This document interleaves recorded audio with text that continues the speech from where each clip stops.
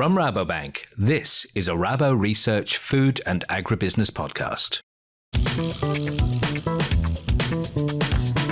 Hello and welcome to another episode of Consumer Foods to Go Wrap.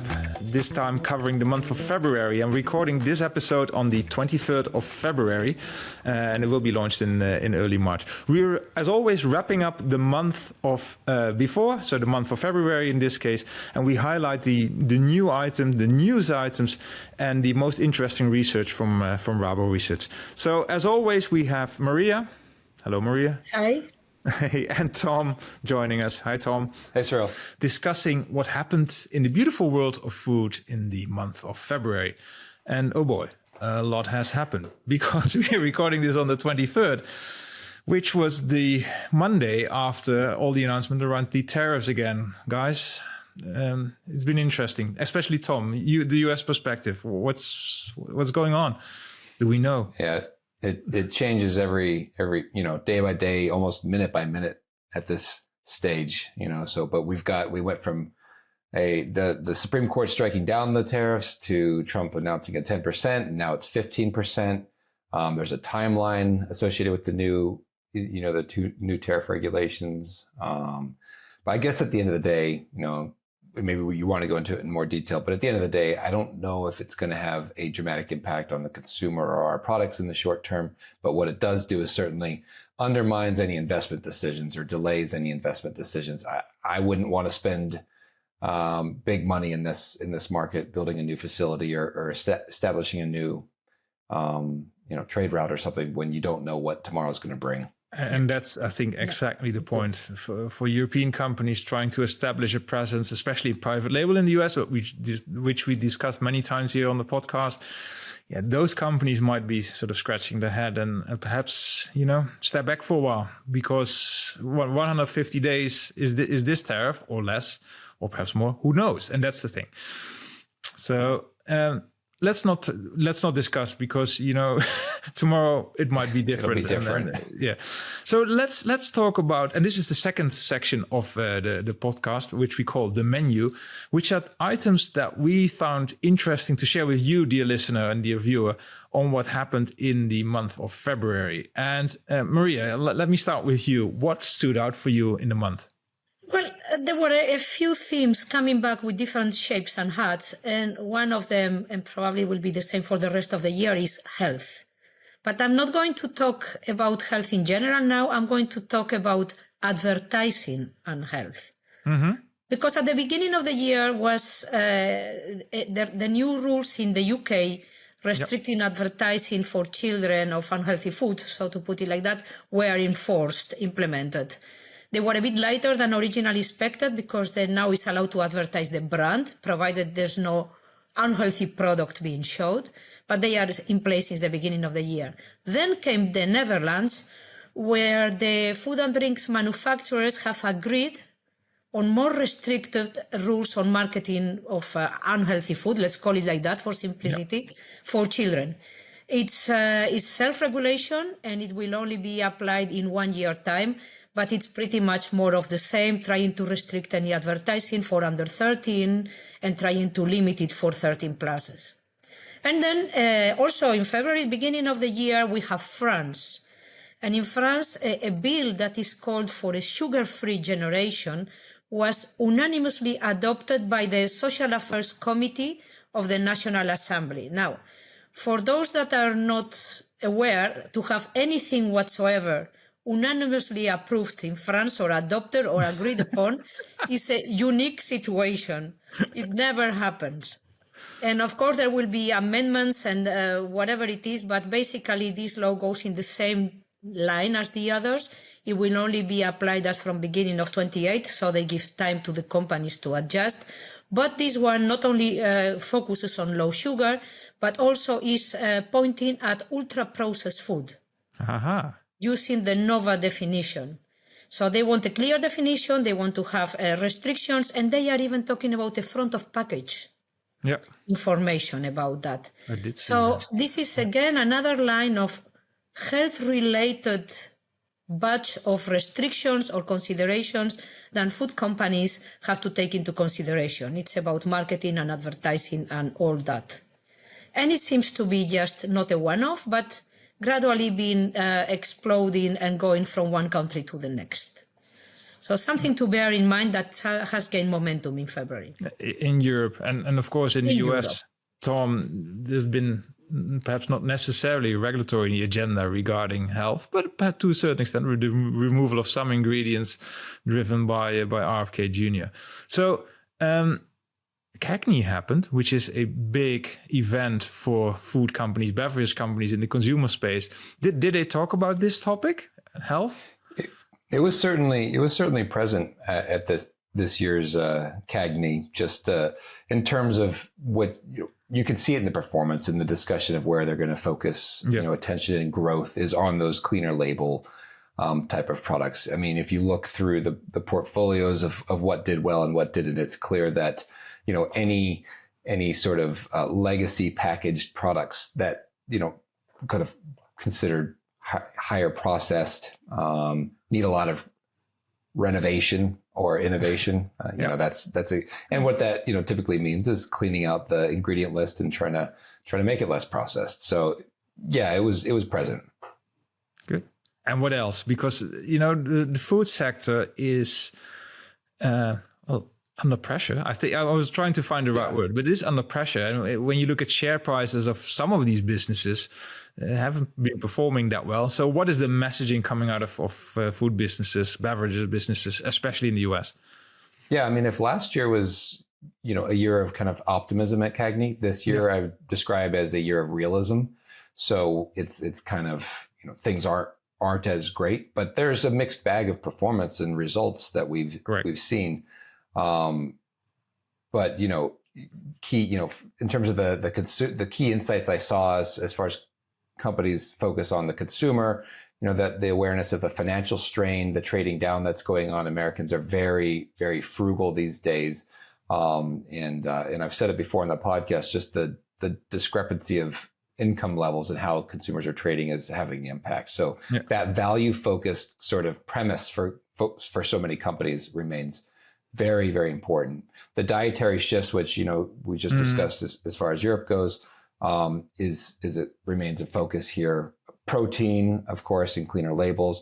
Convenience and on-the-go formats seem to be a hot topic. Single serve and ready-made type of formats there's still maybe growth there, right? There's and flavors. We've talked about global flavors in the team. That flavor exploration story, very interesting. So a lot of discussions there around bolder flavors and then unique textures, even products like mochi being still on the menu. Yeah. But as far as the performance goes of the companies, it's very mixed. So you kind of have those that are doing well. I mean, McCormick seemed to have some volume led growth. They're taking hold of that flavor leadership role as Americans look for more bolder flavors. Ingredion, good margins, and they're have tailwinds from the cleaner label side. Pepsi's global scale, they've got strong international growth from China, India to Turkey. So there's a mixed bag there. And then there was those, of course, that saw a lot more challenges, lower growth from cost conscious consumers. But the strategies going forward that I highlighted from companies were cost discipline. So, cutting costs and restructuring, portfolio reshaping to focus on growth, shedding non-growth brands and so on.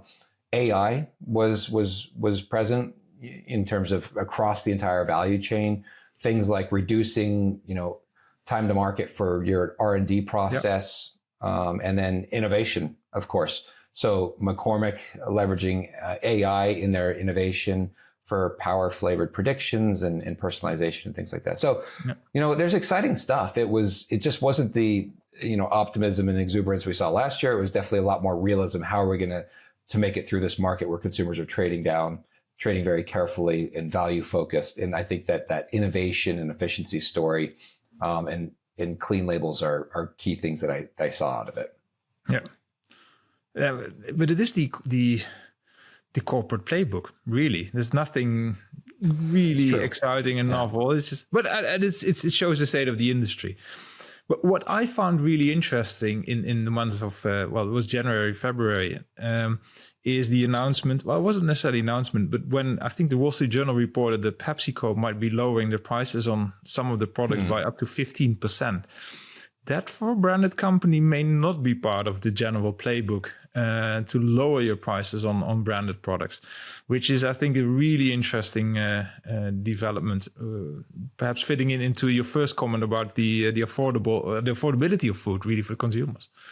Yeah, when you start to see brands like, Pepsi looking at lowering prices on shelf, the question is how much can they influence retailers to actually lower the price? I don't know what that negotiation process looks like, but they can recommend lower prices, but the retailers don't necessarily have to abide.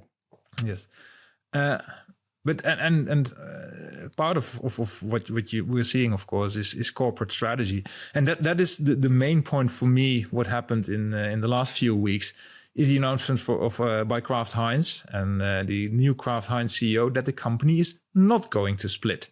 So initially it was announced that, and I've written it down here, that Kraft Heinz would split into Global Taste Elevation, which is the Heinz brand and would be, and a few other brands, truly global, and North American Grocery, which is sort of the other businesses which are very much US or North American focused. And now the CEO announced basically, no, we're not going to split, which is the shareholder value creation story. You split and you have more efficiency and more focus. We're not going to, the CEO announced, we're not going to split. We are going to invest an additional $600 million into revitalizing the brand, revitalizing operations, more R&D. I think that's really, really interesting. And this is not my view, but the somewhat cynical view that I read somewhere is that perhaps the North American grocery business is not performing that well, and therefore a split might not be a great idea. But perhaps there were other reasons why actually keeping this company as one big company, the Kraft Heinz company, as in one go, and reinvest money behind it, or invest money behind it to get it to perform again. There's a lot of detail to it, but it shows that there's a lot going on in terms of corporate activity. We see small scale M&A, bigger scale splits. Well, of course, we saw the whole Kellogg saga, which broke into two and then was absorbed by other companies. Something that some industry watchers were expecting here with Kraft Heinz to happen as well, but it might not happen. So really interesting. All sorts of strategies. And I think at the end of the day, Kraft is, whether a more nimble split had made sense or they leverage their scale in this bigger, in the continuation of their existing structure. I think at the end of the day, the key element is investing in getting the consumer on board with your products and your brand. That's what so many companies have focused on, efficiency and cost reduction and so on, to the detriment of consumer perception and consumer experience. That I think refocusing on innovation and product development to entice the consumer. That's, to me, I think that's what's exciting, and Kraft has the right idea to put their money in that direction, because that's what you need is the focus on the consumer. I think it's also a matter of valuations and prices, perhaps, and redoing the numbers of, okay, that's what I expected. I anticipated, maybe I need to redo the numbers. And that can be also perhaps reflected on two recent cases I came across of companies that wanted to sell or divest or get out of a region. It was Alsea and it was also Carrefour, in both cases in Latin America. Yeah.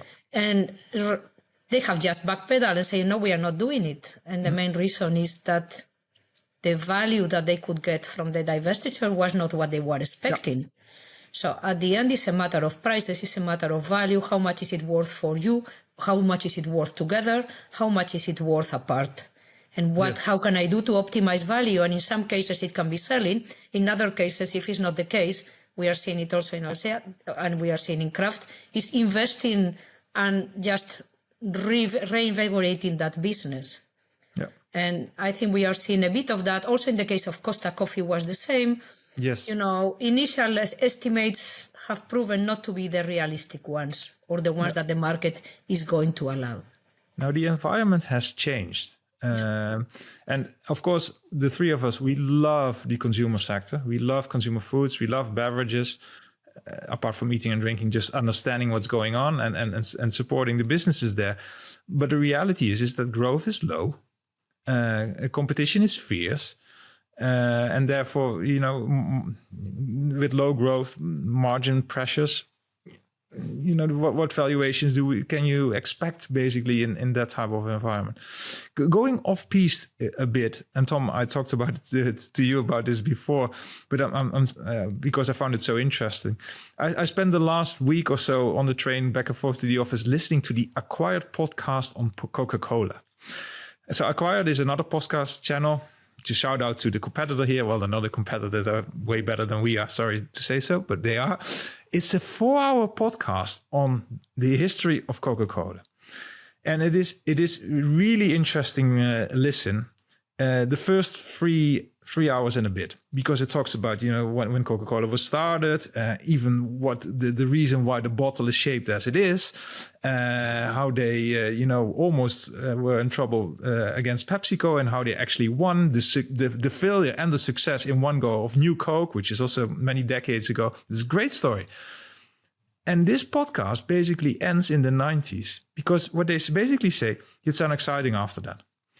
And which is, I think, a sign of, well, perhaps the times, as it's a phenomenally fantastic brand with a big, as the Americans call it, moat, and great cash flow, great brand, great network with all the bottlers. But it is unexciting. Whereas some of these stories were quite exciting. So to find an exciting story is, in this day and age, not that easy in the consumer foods and beverages space. Sorry to say, guys. But, of course, and this is for the next month's podcast, Tom is going to Natural Products Expo West. So we'll see whether there's more exciting stuff to be seen there. But from a corporate point of view, go ahead, Maria. No, I want to add a bit of optimism to that, because... Oh, sorry. Yeah, this was very good. Perhaps it's not exciting. Perhaps you are right. We are in more boring, more standard times. But I don't really believe that. I think you also need perspective, a bit of historic perspective. And it's much easier to have that when you are talking about what happened 80 years ago than what you want to talk about what has happened more recently. Mm-hmm. Because the world has changed a lot since the 1990s, and the presence of Coca-Cola in the world has changed a lot also since the 1990s. So, let me be a bit more optimistic about the dynamics and the dynamism of the industry even after 1990s. Doesn't make the current operating environment any easy, don't misunderstand me. But I think a lot has happened and a lot will keep happening. Yes. Oh, and Coca-Cola is a brilliant company. They've done phenomenally well and will continue to do phenomenally well. That's absolutely true. Anyway, so this was what we found interesting in the news in the last month. So CAGNY, listening to a podcast, the advertising environment in Europe, and of course the Kraft Heinz story. Let's move on to what we call the specials. A recently launched research by Rabo Research that should be of interest to you, dear listener or dear viewer. And let me start with a related sector, and that is packaging. Rabo Research launched a report called Packaging's Next Chapter. And actually, there's quite a few similarities to the food space, and that's why I'm highlighting it, because we've seen mega mergers in the packaging sector. In the last few years, Smurfit acquiring Westrock or merging with Westrock, International Paper buying DS Smith in the UK, in the plastic space, Berry and Amcor, they struck a deal. So we saw suddenly some mega companies appearing, similar perhaps to what we saw in food over the years. But now we might be also hitting sort of a ceiling in terms of how big companies can be and what the next steps might be. So we've done a Rabo Research. We've done a long report on what next steps might be. And, there's no one prescription. There's no actually, well, this is the special section, but there's no menu for packaging companies to follow. So focusing on innovation is very important because the packaging space is continuously changing. Different types of plastics, molded fiber is a huge thing in paper right now. But growth rates are just very low. So trying to find new niches is very important. Perhaps even going multi-product, which some companies are trying to do. So adding various types of packaging materials into one business. That's another way to go. But really, really interesting. And relating this to a real life event was the announcement, I think it was last week or the week before, by International Paper, around the same day that Kraft Heinz made their announcement, that they're going to split into two. So remember, about a minute ago, I said that International Paper bought DS Smith in the UK, which was a bit more than a year ago. Now the company announced that they are going to split into a US part and an EMEA part, so a rest of the world part, which I think is really interesting from a corporate investment value creation point of view. And there's reasons for that, of course, related to the growth rates, how to run a global company, perhaps even sustainability regulation and compliance, which in the US is very different than it is in Europe.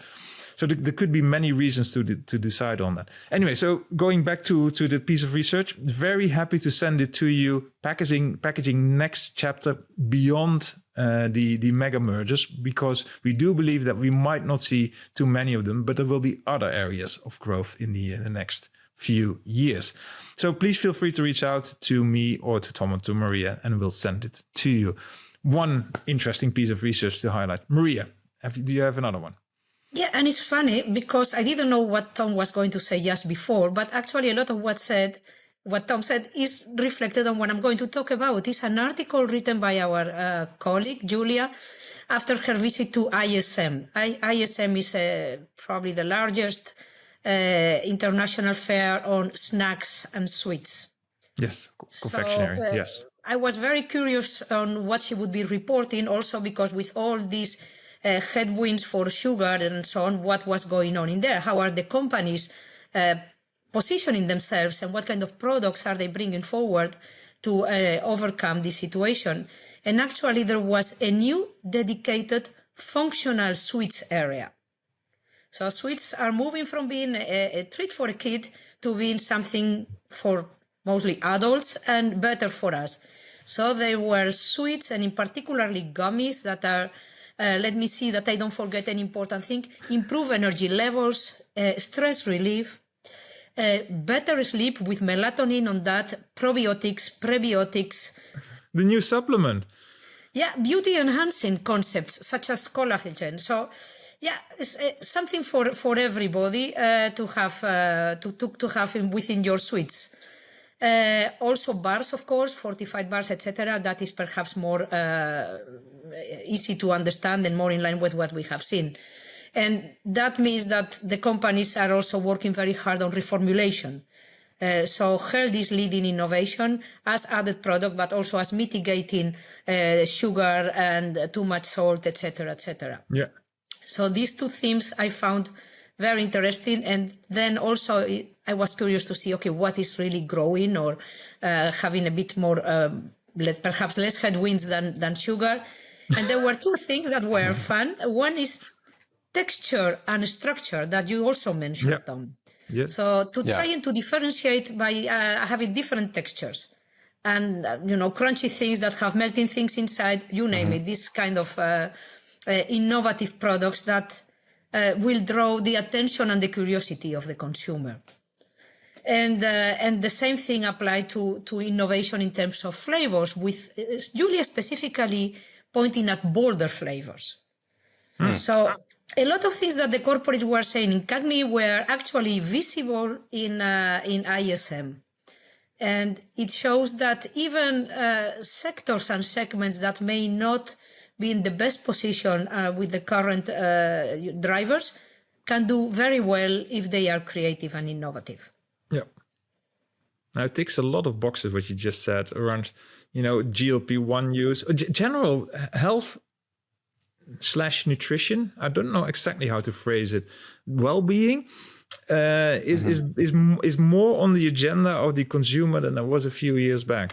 Yeah. And fits with all this beauty stuff and sleeping well, etc., is healthy aging. stuff addressed to healthy aging, because all these candies are more addressed to adults, and suddenly they are discovering, well, if I address products to adults, probably the price tag can be a bit higher than as it is for children, and also targeting to a part of the population that has a big spending power. Yes, which is also a fair point. Okay, great. That's another piece of research that is available through us. All right, let's move to the last section, which is made to order. Questions that either were sent to us via, well, you can reach out to the three of us, or that we were asked during meetings with Rabobank clients, which are the larger food companies. And I'm happy to kick that off. Because in the last episode of Consumer Foods to Go Wrap, or the one before, I can't remember, I think it was the last one, I talked about fiber maxing. And everybody is asking me about fiber, whether they should incorporate fiber in their product offerings and how, and whether they should market that. And I think that's the new thing. I'm not sure whether there were any candies with fiber added to it at the ISM. But I'm sure that, Tom, that you will see a lot of fiber products at Expo West when you go there early March. And, well, you will report back. The whole show will be dedicated to you, by the way, in the next episode of what you noticed and saw when you were out there. But this whole fiber thing is very important. I personally believe that in the food side, you can have a very limited amount of claims that you can put front of pack. And the last couple of years, it was only one that was high in protein. And what you see now already happening is high in protein and high in fiber. And I would expect this trend actually to continue. So it's not only, increasing your muscle power, because that's what protein does, but also the digestive system is very much back on the agenda. This is not new in terms of the science behind it, but it's one of those trends. It starts, the fiber maxing becomes a thing, and now suddenly all corporates are jumping up and down to, okay, what can I do? What do you see? What's happening in the market? So more and more happening around fiber as an ingredient into any food stuff, really, whether it is, well, bread is obvious because of the fiber content, but you see so many yogurts, for example, or other dairy products where fiber is being added. Phenomenally interesting. Yeah, they'll just be, jamming pumpkin seed or flax seed or, whatever into the meat snacks that are doing so well to try to bump up so they can have a fiber claim on it. But when you break it down, what's going on with food, it's funny. It's simple, but it's not so simple, right? It's proteins, it's meat and dairy proteins typically right now, and then you have the fiber side, which is your fruit and vegetables. Yeah. And it's just a different, flavor additions and different formats and textures on top of that traditional protein and the fiber. It's when you break it down like that, we're just putting it in a different package with a different flavor and a slightly different texture. But at the end of the day, it's meat and potatoes. That's what I was thinking. The same thing as we're back to the 1800s, right? Exactly. But the big difference is that probably if we go to our home doctor, whatever, they will tell us just eat more meat, eat more dairy, and get your vegetables. But the big difference is convenience. We now want the fiber that comes in a pot that we can just swallow like that without cooking, with a spoon, or in a bar that tastes chocolate, but actually is giving me the proteins that I don't want to take from a beef steak because I either don't want to eat beef or I can't be bothered to cook it. Yeah. So the big difference between the 1800 and now is perhaps convenience. Yes, absolutely. Yes. Mm-hmm. Okay, so that's one thing. Anything else, team? No, just a thought when you said this back to the 1800s. Everything we spoke about today, nothing is new. It's just coming back. So people don't have to dial into this podcast anymore. Because last time it happened, we didn't have podcasts. Maybe we didn't even have internet. But all these things about advertising have been coming and going for many years. But this time they seem to be coming a bit more serious. What you spoke about, Kraft, splitting companies, merging companies, specializing, multi-sector. Yeah. I mean, we have been a while around and we have seen all these trends come and go in different shapes. So from one period when everybody has to have multiple products to dilute risk to another one that they want to focus to increase visibility and valuations, it's just every company has to determine what works best for them. But nothing is really new. It's just making the right assessment rather than going with the flow that will eventually work. Absolutely. Okay, let's wrap up. Let's go to the bill and wrap up this episode of Consumer Foods to Go Wrap. Again, so much discussed, but really, if I have to digest it into sort of two topics, it is on the one hand, there are some trends that companies should play in, which is mostly related to functional ingredients. I think so. Whether it is in confectionery or what you picked up at CAGNY or just in general, and whether it's fiber or other functional ingredients. So that is on where the innovation lies and where the opportunities lie in terms of growth. And which is important given that that's the second point, really, that the growth in the sector is just low. And the competition is increasing, so that we see all these corporate actions, corporate activity, mergers, splitting, all these type of actions to try and create more value. So there is a corporate financial agenda, and there's a corporate innovation, development, growth agenda, and sometimes those agendas might match. But I think, again, as a cliffhanger, we will talk about it in the next episode when you, Tom, visited Natural Products Expo West, because you will see the small companies that might get acquired in the near future at Expo West. So thank you so much, Tom. Thank you very much. And thank you, Maria. Thank you very much for having me. Yeah, and dear listener, feel free to reach out to us, and I'll give you my email address again, cyrille.filott@rabobank.com. If you have any comments, questions, observations, please let us know, and we'll take them on board. And your question might be asked on the next episode of Consumer Foods to Go Wrap. So thank you for downloading or streaming this episode, and we hope to bring you a new episode in the next month. Thanks for listening to this latest Rabo Research Food and Agribusiness podcast. To hear more up-to-the-minute expert analysis, search for Rabobank on your favorite podcast app and follow our channels. Visit research.rabobank.com for more.